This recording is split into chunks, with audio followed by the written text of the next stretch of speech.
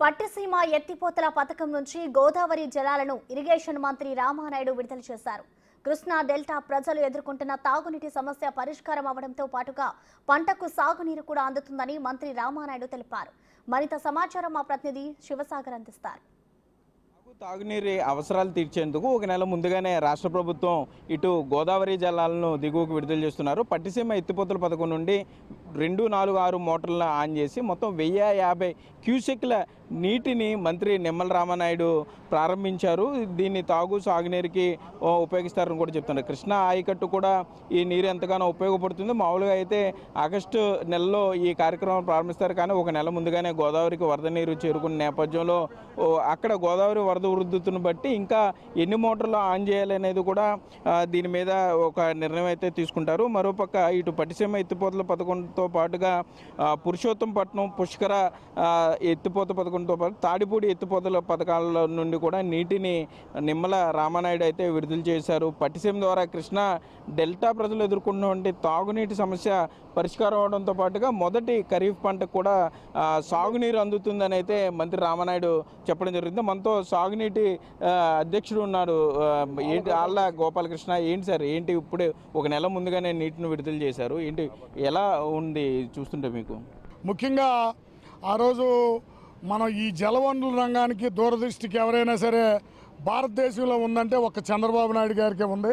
2014లో అధికారంలో వచ్చిన నారా చంద్రబాబు నాయుడు గారు పైనుంచి కృష్ణా నది పైనుంచి సాగునీరు రాని పరిస్థితిలో ఏమైందంటే ఇదివరకు మనకి కర్ణాటక మహారాష్ట్ర ఉండేది. తర్వాత రాష్ట్రం విడిపోయినాక తెలంగాణలో కూడా ప్రాజెక్టులు కడతాం, బాబ్లీ ఎత్తు పెంచడం, రకరకాల కారణాల వల్ల సాగునీరు ప్రకాశం బ్యారేజ్కి రావట్లా. ఈ పరిస్థితిలో కృష్ణా డెల్టా ఎండిపోయే పరిస్థితి వచ్చినప్పుడు ఇది ఏదైతే ఉందో ఇప్పుడు ఈ రైట్ కెనాల్ 2 కిలోమీటర్ దగ్గర ఉన్నాం ఆర్ఎంసీ మనం. ఆ రోజు ఎవరూ అడగలా, మేమెవరూ డెల్టా రైతులు మేమెవరూ అడగలా పట్టిసీమ కావాలని. చంద్రబాబు నాయుడు గారు ఒక విజన్తో ఆ రోజు మన పోలవరం కెనాలు ఒక 5-6 ఏళ్ళు పట్టే అవకాశం ఉంది కాబట్టి ఇప్పుడు ఇమీడియట్గా కృష్ణా డెల్టాని స్టెబిలైజ్ చేయాలనే ఉద్దేశంతో పట్టిసీమను తీసుకొచ్చి ఈ పట్టిసీమ పంపుని 1300 కోట్లతో రికార్డు స్థాయిలో 9 నెలల్లో పూర్తి చేయడం జరిగింది. 2015 సెప్టెంబర్లో వదిలారు. దీనికి ముఖ్య ఉద్దేశం, అప్పుడు అసలు పట్టిసీమ అనవసరం అన్నారు. పట్టిసీమ ఎందుకు, ఇది డబ్బులు కేవలం క్యాప్చర్ చేయడానికి అని కూడా అప్పటి ప్రతిపక్ష విమర్శలు చేసింది. డెఫినెట్గా అంటే అవగాహన రాయిత్యం అండి. ఎందుకంటే ఇప్పుడు మనం ఇది శుభ తరుణం, మంచి తరుణం, జల్లులు పడుతున్నాయి. ఇవాళ కాలకేయాలను గుర్తు చేసుకోకూడదు మనం, కానీ గుర్తు చేయాల్సిన పరిస్థితి వచ్చింది. ఈ అంబటి రాంబాబు అనేవాడికి క్యూసెక్కి టీఎంసీకి తేడా తెలీదు. అనిల్ కుమార్కి బుల్లెట్ దిగింది అంటాడు. బుల్లెట్ ఎవడికి దిగింది? 5 సంవత్సరాలు నిర్లక్ష్యం చేయటం వల్ల ప్రజలకు దిగింది బుల్లెట్, వాడికి కాదు. అయిపోయాం మేమంతా. ముఖ్యంగా పట్టిసీమ ముఖ్య ఉద్దేశం 80 టీఎంసీలు కృష్ణా డెల్టా తీసుకెళ్ళి అక్కడ పరిరక్షించడానికి చేయటం జరిగింది.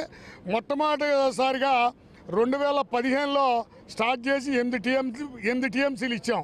గత తెలుగుదేశం ప్రభుత్వంలో నారా చంద్రబాబు నాయుడు గారి దిశా నిర్దేశంతో 2015 నుంచి 2019 వరకు పట్టిసీమ ద్వారా 358 టీఎంసీలు కృష్ణా డెల్టాకి ఇవ్వటం జరిగిందండి. అంటే కృష్ణా డెల్టా పరిధిలోని కృష్ణా, గుంటూరు, ప్రకాశం, పశ్చిమ గోదావరి ఉమ్మడి జిల్లాల్లో 13 లక్షల ఎకరాల ఆయకట్లో ఉన్నటువంటి వరి, చేపలు, రొయ్యల చెరువుకి ఇవ్వటం వల్ల ఆ రోజు 2019 ప్రభుత్వం, తెలుగుదేశం ప్రభుత్వం దిగిపోయే నాటికి చూస్తే మొత్తం కృష్ణా డెల్టా వ్యాప్తంగా 13 లక్షల ఎకరాల్లో ఉన్న రైతులకి 45,000 కోట్ల ఆదాయం రావటమే కాకుండా భారతదేశ జీడిపిలో కృష్ణా జిల్లా 2వ స్థానంలో నిలిచింది. That is Chandrababu Naidu, that is Telugu Desam ప్రభుత్వం. ఓకే, మనం చూస్తున్నాం పట్టిసీమ ఎత్తిపోతల పథకం నుండి అక్కడ మోటార్లు ఆన్ చేసిన తర్వాత నీరు ఏ విధంగా ఇక్కడికి చేరుకుంటుంది అనేది పోలవరం రైట్ కెనాల్ ద్వారా ఇక్కడ నుండి మరలా కృష్ణా ఆయకట్టుకు వెళుతుంది. అక్కడ నుండి రాయలసీమ కూడా నీరు అందించే అవకాశం ఉంటుందని కూడా అధికారులు అయితే చెప్తున్నారు.